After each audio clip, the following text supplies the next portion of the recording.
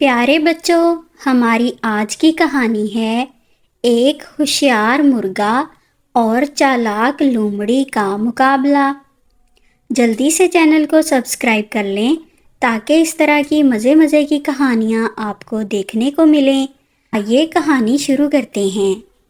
ایک دفعہ کا ذکر ہے، ایک مرغا بہت چالاک اور ہوشیار تھا۔ اس کی سوجھ بوجھ بالکل انسانوں والی تھی۔ شہر کے باہر کوڑے کے ڈھیر پر اس کی حکومت تھی۔ کسی پرندے کی مجال نہ تھی کوئی پر مار جائے۔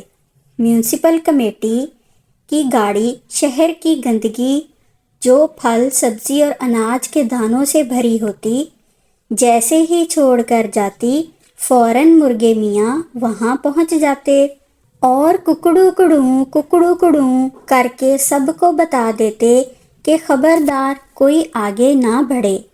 اکیلے کھا کر مرغے میاں بہت موٹے ہو گئے تھے۔ سب پرندے اور جانور ان سے لڑتے ہوئے گھبراتے۔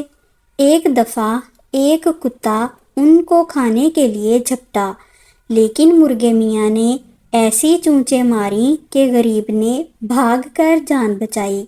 وہ دن اور آج کا دن سب بکھارنے والے اس سے ناراض ہوتے۔ سارے جانور اس سے ڈرتے اور ناراض تھے، لیکن کسی کی جرأت نہ تھی کہ مرغے میاں کا مقابلہ کر کے اس ڈھیر پر اپنی حکومت بنائیں یا وہاں سے کھا سکیں۔ مرغے میاں کھا کر پیٹ بھر لیتے اور ککڑو کڑوں کر کے سارے جانوروں کو ڈراتے اور اپنا رعب جماتے۔ ایک لومڑی گھومتی ہوئی ادھر آ گئی۔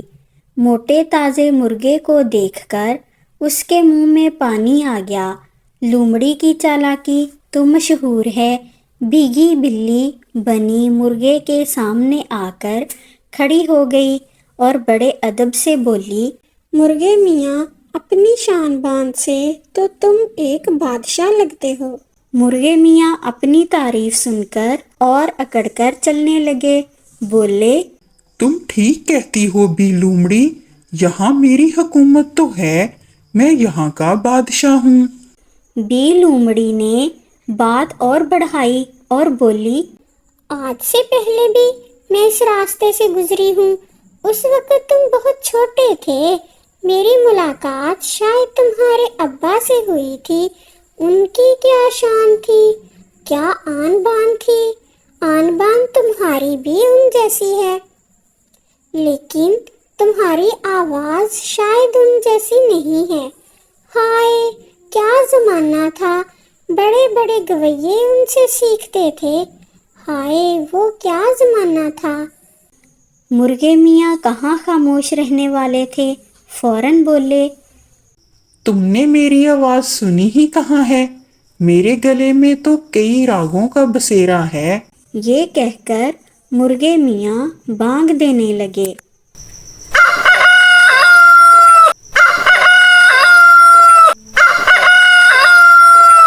بی لومڑی بولی، واہ واہ، آواز بھی وہی لے ہے، لیکن وہ تو اور بھی مہارت رکھتے تھے۔ ایک آنکھ بند کر کے اور ایک ٹانگ اٹھا کر راگ گاتے تھے۔ مرغے میاں بولے، یہ تو میرے بائیں ہاتھ کا کھیل ہے۔ بس تو اب آ گئی شامت مرغے میاں کی۔ مرغے میاں نے ایک آنکھ بند کی اور ایک ٹانگ پر کھڑے ہو کر زور زور سے بانگیں دینے لگے۔ واہ واہ، آواز تو بالکل تان سین جیسی ہے۔ تم تو واقعی اپنے باپ کی طرح قابل ہو، لیکن میں ان میں ایک اور کمال دیکھتی تھی۔ وہ تو دونوں آنکھیں بند کر کے اور اپنی دونوں ٹانگیں اوپر اٹھا کر بھی گایا کرتے تھے، پھر سارا جنگل جھوم اٹھتا تھا۔ مرغے میاں تو شیخی میں کچھ بھی کرنے کو تیار تھے۔ بولے، میں تو یہ بھی کر سکتا ہوں۔ اور انہوں نے جیسے ہی اپنی آنکھیں بند کر کے دونوں ٹانگیں اٹھائیں تو اڑا دھڑم کر گر گئے زمین پر اندھا کیا چاہے دو آنکھیں، بی لومڑی نے موقع غنیمت جان کر جھٹ سے مرغے کو منہ میں دبایا اور یہ جا وہ جا جنگل کی طرف بھاگی۔ ایک گھنے درخت کے قریب جا کر اس کو منہ سے نکالا۔